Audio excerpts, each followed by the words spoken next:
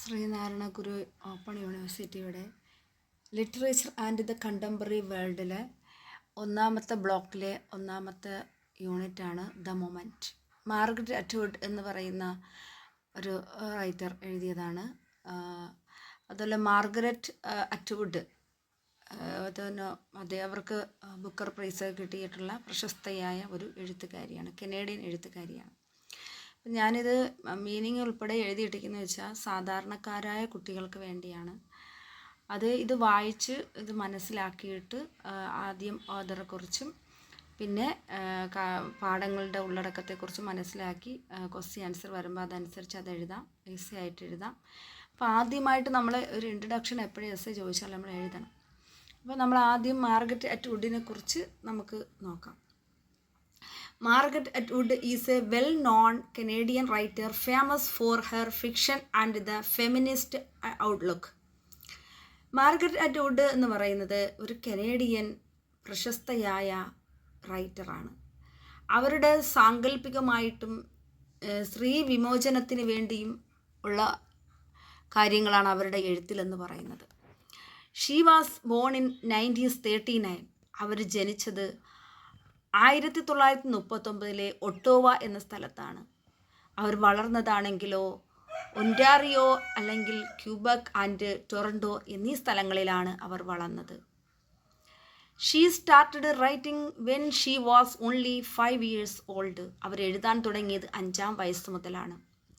Atwood published her first collection of poetry. അവരുടെ ആദ്യത്തെ poetry publish ചെയ്തത് ദ സർക്കിൾ ഗെയിം എന്ന പോയറ്റാണ്. എന്ന പോയട്രിയാണ് അവർ ആദ്യമായിട്ട് പബ്ലിഷ് ചെയ്തത്. അത് 1966 1966.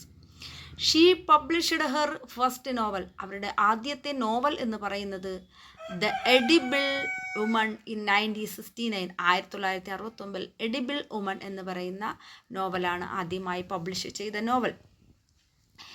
Her critical work survive. അവരുടെ ക്രിട്ടിക്കലായിട്ടുള്ള വർക്കുകൾ എന്ന് പറയുന്നത് എന്തൊക്കെയാണെന്ന് വെച്ചാൽ thematic guide to Canadian literature published in 1972. അത് പബ്ലിഷ് ചെയ്ത 1972. Had a great influence on the way Canadian understood their literary tradition. അവരുടെ സ്വാധീനം എന്ന് അവരുടെ പാത, എഴുത്തിൻ്റെ പാത എന്ന് പറയുന്നത് തന്നെ പാരമ്പര്യമായിട്ടുള്ള സാഹിത്യത്തിൽ നിന്ന് മനസ്സിലാക്കിയിട്ടുള്ള എവിടത്തെ കനേഡിയൻ എന്ന് പറയുന്ന ആ രാജ്യത്തിൻ്റെ ആ സ്ഥലത്തിൻ്റെ ട്രഡീഷണൽ ആയിട്ടുള്ള ലിറ്റററിയാണ് അതായിരുന്നു അവരുടെ പാത, എഴുത്തിൻ്റെ പാത എന്ന് പറയുന്നത്. Atwood work. അവരുടെ വർക്ക് എന്ന് പറയുന്നത് ഇൻ കമ്പേഴ്സസ് എന്ന് പറയുമ്പം അത് ഉൾക്കൊള്ളുന്നു A multitude of themes such as A gender and identity. അവരുടെ ഓരോ കവിതകളിലെയും അല്ലെങ്കിൽ കഥകളിലെയും നോവലുകളിലെയും തീംസുകളെന്ന് പറയുന്നത് ജെൻഡർ ഐഡൻറ്റിറ്റി ഉള്ളതാണ്, ലിംഗത്തിന് ഐഡൻറ്റിറ്റി ഉള്ളതാണ്. പിന്നെയോ എൻവോൾമെൻ്റൽ ഇഷ്യൂകളെ കാണിക്കുന്നത്, പ്രകൃതിയിലുണ്ടാകുന്ന ആ സന്തുലനാവസ്ഥകൾ, ഡിസ്ട്രോയിഡുകളും ഒക്കെ കാണിച്ചുകൊണ്ട് അതിൻ്റെ കോൺസിക്വൻസുകളെ കാണിച്ചുകൊണ്ടാണ് അവർ എഴുതുന്നത്. പവർ ഡൈനാമിക്കാണ് അവരുടെ നോവലുകൾ എന്ന് പറഞ്ഞാൽ പവറായിട്ടുള്ള ഡൈനാമിക് പവറുകളാണ്. അത് റിലീജിയൻ ആൻഡ് മിത്ത്. അത് അവരുടെ വിശ്വാസങ്ങളിലും ജാതികളിലും ഉള്ള അത് കാണിക്കുന്നു. അതുപോലെ ഹ്യൂമൻ കണ്ടീഷൻസ്, മനുഷ്യൻ്റെ അവസ്ഥകളെക്കുറിച്ചും അതിൽ അവരുടെ ഈ നോവലുകളിലും പോയട്രികളിലും കാണിക്കുന്നു. അവരെ എഴുത്ത് അങ്ങനെയുള്ളതാണ്. ഹെർ റൈറ്റിംഗ് അവരെഴുതുന്നു, അതിൽ ഉൾപ്പെടുന്നു include elements of science fiction. അവരുടെ സാങ്കല്പികമായിട്ടുള്ള ശാസ്ത്രീയമായിട്ടുള്ള സാങ്കല്പികതയാണ് അതിൽ കാണിക്കുന്നത്. സ്പെക്കുലേറ്റീവ് ഫിക്ഷൻ, അത് ഊഹക്കച്ചവടത്തെയും ആൻഡ് സോഷ്യൽ കമൻ്ററി, അതിൻ്റെ സാമൂഹ്യമായുള്ള വ്യാഖ്യാനങ്ങളെയും അവരുടെ കഥകളിൽ അവരുടെ റൈറ്റിൽ കാണിക്കുന്നു. Atwood's most important works are the handmaid tale. അവരുടെ ഇമ്പോർട്ടൻ്റ് ആയിട്ടുള്ള ഒരു വർക്ക് എന്ന് പറയുന്നത് ഹാൻഡ് മെയ്ഡ് ടെയിൽസ് 1985. അതുപോലെ cat's eye 1988, the blind assassin 2000, Oryx and Crake 2003 and madam 2013. ഇതൊക്കെ അവരുടെ വർക്കുകളാണ്. ഇതിൽ 2-3 വർക്കുകൾ എടുത്ത് എഴുതിയാൽ മതി, എല്ലാ വർക്കും എഴുതണമെന്നില്ല. The poem the moment is, moment എന്ന് പറയുമ്പോഴത്തേക്ക് നിമിഷങ്ങൾ എന്നുള്ള അർത്ഥമാണ്. Is part of the Atwood anthology അവരുടെ ഈ ദ സർക്കിൾ ഗെയിം എന്ന് പറയുന്ന റിട്ടൺ ഇൻ 1964, 1964 എഴുതിയ സർക്കിൾ ഗെയിം എന്ന് പറയുന്ന അറ്റ്വുഡിൻ്റെ സമാഹാരത്തിൽ നിന്ന് എടുത്ത ഒരു പോയമാണ്, ഒരു കവിതയാണ് ദ മൊമെൻറ്റ്. അതുപോലെ അവർക്ക് ഇതിന് it won the governor general award in 1966 governor general award ഇവർക്ക് അതിനവർ വിന്നറായി, അവർക്ക് അത് കിട്ടി. The moment discuss the importance of ecological interconnectedness and the transcendence of human nature. ഈ മൊമെൻറ്റിൽ എന്താണ് ഡിസ്കസ് ചെയ്യുന്നതെന്ന് വെച്ചാൽ ഇക്കോളജിക്കൽ, നമ്മുടെ ആവാസ വ്യവസ്ഥയെക്കുറിച്ചുള്ള അതിൻ്റെ മാറ്റങ്ങളെക്കുറിച്ചും അത് മനുഷ്യനിലുണ്ടാക്കുന്ന വ്യത്യാസങ്ങളെക്കുറിച്ചും പ്രകൃതിയും മനുഷ്യനും തമ്മിലുള്ള ബന്ധത്തെക്കുറിച്ചും അത് അവർ ഉപയോഗിക്കുന്നതിനെക്കുറിച്ചുമൊക്കെയാണ് ഇതിൽ പറയുന്നത്. It also questions the notion of a ownership, സ്വന്തമായിട്ടുള്ള ക്വസ്റ്റ്യൻ ആണ് ഇതിലുള്ളത്.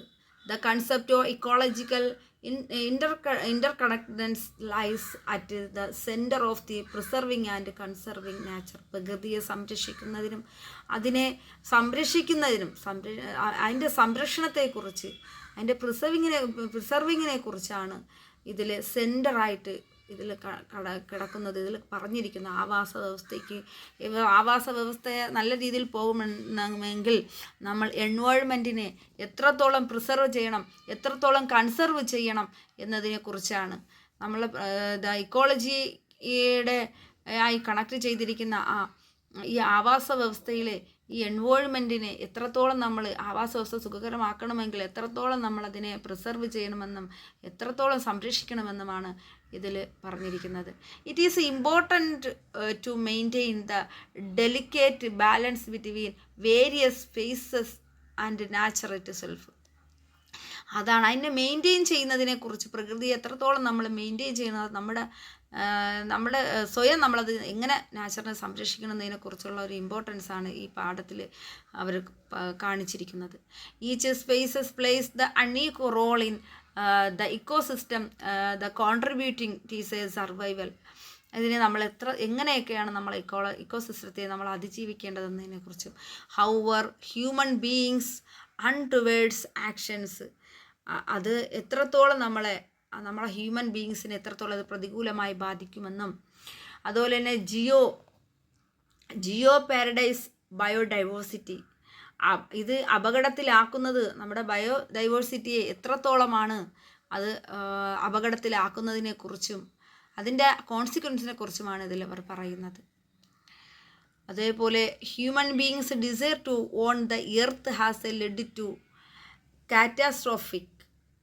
ഇത് എത്രത്തോളം നമ്മളെ ഹ്യൂമൻ ബീയിങ്സ് അവരുടെ ആഗ്രഹത്തിനൊത്ത് ഈ എർത്തിനെ ഉപയോഗിക്കുമ്പോൾ അത് എത്രത്തോളം വിനാശകരമാകുന്നു, കോൺസിക്വൻസ് അതിൻ്റെ അനന്തരഫലങ്ങളെക്കുറിച്ചും അവരിതിൽ പറയുന്നു. Atwood brings this to our attention through her poetic form. ഇത് ഇവർ ഈ അറ്റ്വുഡ് ഇതിൽ കൊണ്ടുവരുന്നതെന്ന് പറഞ്ഞാൽ അറ്റൻഷൻ ദ പോയറ്റിക് ഫോം. ഈ ഫോം ഇതിൽ അവർ ഇങ്ങനെ ത്രൂ ചെയ്യുന്നതെന്ന് വെച്ചാൽ കടന്നു വരുന്നത് എന്താണ്, നമ്മുടെ ഹ്യൂമൻ ബീങ്സ് നമ്മുടെ ഈ ഇക്കോസിസ്റ്റത്തിൻ്റെ നല്ല രീതിയിൽ ഉപയോഗിച്ചില്ലെങ്കിൽ, എന്താണ്, ഈ പ്രകൃതിക്ക് അനുയോജ്യമായി നമ്മൾ ജീവിക്കാൻ സന്നദ്ധരായില്ലെങ്കിൽ, നമ്മളെ ഇഷ്ടത്തിന് അത് ഉപയോഗിക്കുകയാണെങ്കിൽ അതിനുണ്ടാകുന്ന വിനാശകരവും അതിൻ്റെ അനന്തരഫലങ്ങളും അനുഭവിക്കേണ്ടി വരുന്നതിനെക്കുറിച്ചും ഒക്കെ ഒരു സൂചന പോലെ, ഒരു നിർദ്ദേശം പോലെയാണ് മാർഗരറ്റ് അറ്റ്വുഡ് ഈ കവിതയിൽ കൂടി പറഞ്ഞിരിക്കുന്നത്. ദ മൂമെൻറ്റ്, ഓരോ നിമിഷത്തെക്കുറിച്ചും നമ്മൾ ഉപയോഗിക്കുന്ന പ്രകൃതിയിലെ ഉപയോഗിക്കുന്ന ഓരോ നിമിഷത്തെക്കുറിച്ചുമാണ് അവർ പറയുന്നത്. Atwood has effectively used her position as an author to advocate. അവരിതിൽ വാദിക്കുന്നത് ഇതിൻ്റെ ഓരോ അറ്റ്വുഡ് ഇതിൻ്റെ എഫക്റ്റിനെ കുറിച്ച് അവർ അതിൽ വാദിക്കുകയാണ്. എൻവയോൺമെൻറ്റൽ കൺസർവേഷൻ ആൻഡ് സസ്റ്റൈനബിലിറ്റി, അതിൻ്റെ സന്തുലിതാവസ്ഥയെ നമ്മൾ എത്രത്തോളം സംരക്ഷിക്കണമെന്നും എൻവയോൺമെൻറ്റിൻ്റെ സന്തുലിതാവസ്ഥ നമ്മൾ എത്രത്തോളം കാത്തുകൊള്ളണമെന്നുള്ളതാണ്. പ്രകൃതിയിലുണ്ടാകുന്ന നമ്മുടെ എൻവയോൺമെൻറ്റിലുണ്ടാകുന്ന ഇക്കോസിസ്റ്റത്തിൻ്റെ ആവാസ വ്യവസ്ഥയ്ക്ക് ഉണ്ടാകുന്ന മാറ്റങ്ങൾ എൻവയോൺമെൻറ്റിൽ ഉണ്ടാകുന്ന നമ്മൾ കാണിക്കുന്നതാണ്. അപ്പോൾ അതിനെ നമ്മൾ എന്ത് ചെയ്യണം? സസ്റ്റൈനബിലിറ്റി ഉണ്ടാക്കണം, അതിനെ സംരക്ഷിക്കണം. നാശം വരുന്നതിനെ നശിച്ചു പോകാത്ത രീതിയിൽ വംശനാശ ഭീഷണി സംഭവിക്കുന്ന സസ്യങ്ങളായാലും മൃഗങ്ങളായാലും മറ്റു ജീവികളായാലും എല്ലാത്തിനെയും സംരക്ഷിക്കേണ്ട ഒരു ഉത്തരവാദിത്വം നമുക്കുണ്ട്. അതിനെ സംരക്ഷിക്കണമെന്നാണ് അവർ ഈ പോയത്തിൽ കൂടി നമുക്ക് പറഞ്ഞു തരുന്നത്. Her concerns for the impact of A climatic change are the reflected in her work. നമ്മുടെ പ്രവൃത്തികളാണ് നമ്മളെ ക്ലൈമറ്റിന് ചേഞ്ച്, നമ്മളെ വെതറിന് ചേഞ്ച് വരുന്നത്. മഞ്ഞുകാലം ചിലപ്പോൾ ചൂടുകാലമായി മാറുന്ന ചൂടുകാലം എന്താണ് തണുത്ത കാലമായും സമ്മറും വിന്നറും ഓട്ടോമനും എല്ലാം മാറിയും തിരിഞ്ഞു വന്നുകൊണ്ടിരിക്കുന്നു. കറക്റ്റ് ടൈമിലല്ല ഇപ്പോൾ എല്ലാം ചെയ്യുന്നത്. ഹെർ അക്ലൈംഡ് ഡിസ്റ്റോഫിക് നോവൽ, ഇതിൽ അവർ പ്രശംസിക്കപ്പെടുന്നത് എന്താണ്? ഒറാക്സ് ആൻഡ് ക്രാക്ക് 2003 അവരുടെ ആ പോയട്രിയിൽ ഈ future destroyed by environmental disaster, എൻവയോൺമെൻറ്റിലുണ്ടാകുന്ന ഡിസാസ്റ്റർ ദുരന്തങ്ങളെക്കുറിച്ചും വേൾഡിലെ ലോകം നശിക്കുന്നതിനെക്കുറിച്ചും ഭാവിയിൽ future world destroyed by the environmental disease, നമ്മുടെ പ്രകൃതിയിലെ നാശത്തെക്കുറിച്ചും പ്രകൃതിയിലെ വിനാശമാവുന്ന ദുരന്തങ്ങളെക്കുറിച്ചും ഭാവിയിൽ എന്താണ് സംഭവിക്കുന്നതെന്ന് ഇവർ എന്താണ് നോവലായ ഒറാക്സ് ആൻഡ് ക്രാക്കിൽ പറയുന്നുണ്ട്.